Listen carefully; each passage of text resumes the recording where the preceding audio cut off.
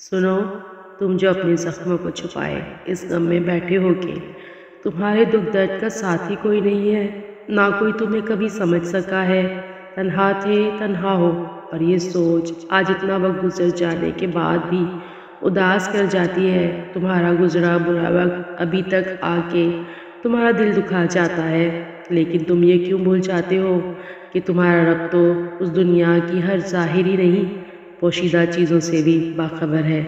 تم یہ کیوں بھول جاتے ہو کہ تمہاری تکلیف کے درمیان سکھ کے لمحے وقفے وقفے سے جو آتے رہتے تھے، کبھی انسان کی زبان سے نکلے الفاظ کی صورت جو بالکل تمہارے حالات کے مطابق تھے، تو کبھی کسی قرآنی آیات جو اتفاقاً تمہیں کہیں نظر آ گئی۔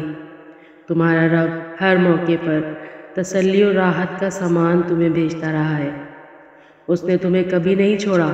یقیناً اللہ پر کوئی شے بھی مخفی نہیں ہے، نہ آسمان میں نہ زمین میں۔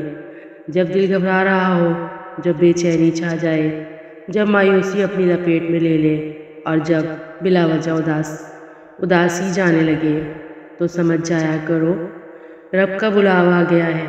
سمجھ جایا کرو رب کو یاد کرنے کا وقت آ گیا ہے۔